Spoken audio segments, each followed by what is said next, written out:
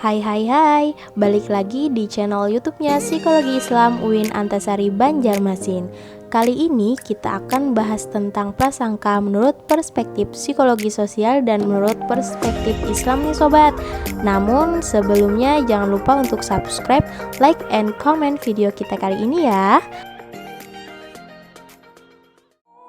Prasangka dalam Islam secara garis besar dibedakan menjadi dua bagian, yaitu ada prasangka baik atau husnuzon dan ada juga prasangka buruk atau suuzon. Namun di masyarakat pada umumnya kebanyakan justru prasangka buruklah yang paling populer.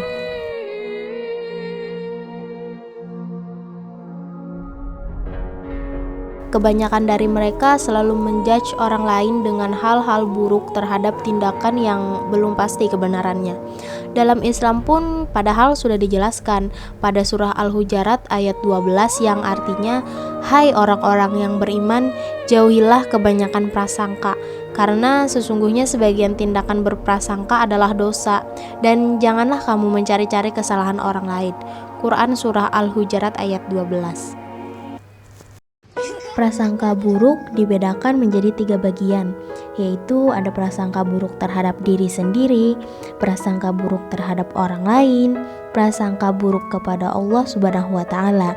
Dan selain itu, prasangka baik juga dibedakan menjadi tiga bagian, yaitu ada prasangka baik kepada Allah Subhanahu wa Ta'ala, prasangka baik terhadap orang lain, dan prasangka baik terhadap diri sendiri.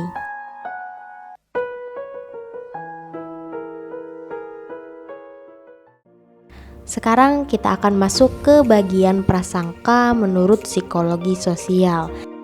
Prasangka merupakan sikap sosial atau keyakinan kognitif yang merendahkan, ekspresi dari perasaan yang negatif, rasa bermusuhan, atau perilaku diskriminatif kepada anggota dari suatu kelompok sosial sebagai akibat dari keanggotaan dalam kelompok. Prasangka juga dapat menjurus pada pengertian yang baik dan yang buruk, positif dan yang negatif, dan merupakan pendapat yang berubah-ubah atau diubah, dipengaruhi, dan dapat dipergunakan untuk menafsirkan segala fakta tanpa berdasarkan fakta yang meyakinkan.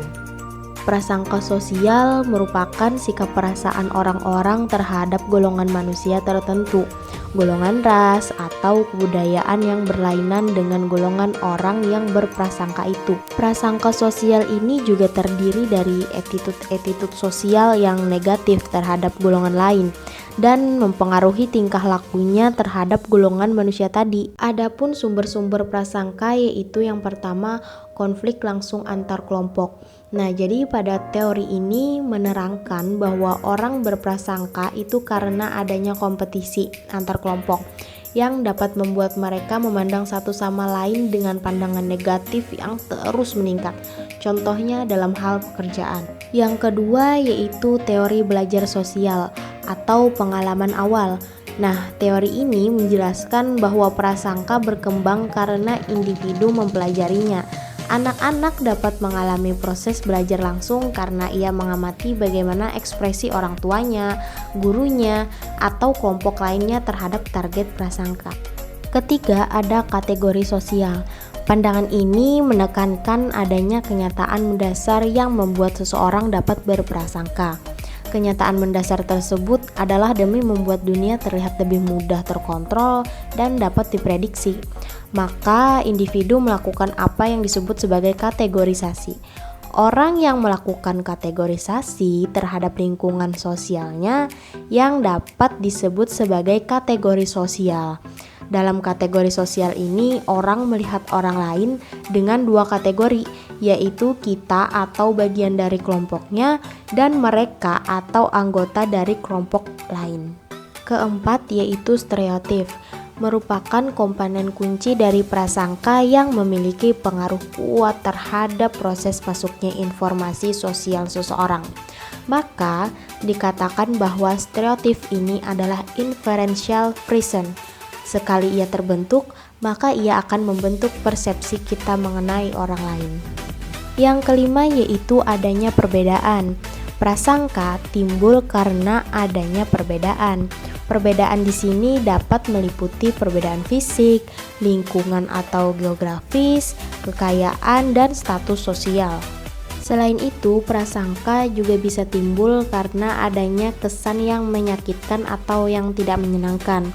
Dan prasangka juga bisa timbul karena adanya anggapan yang sudah menjadi pendapat umum atau kebiasaan yang ada di lingkungan sosial tertentu.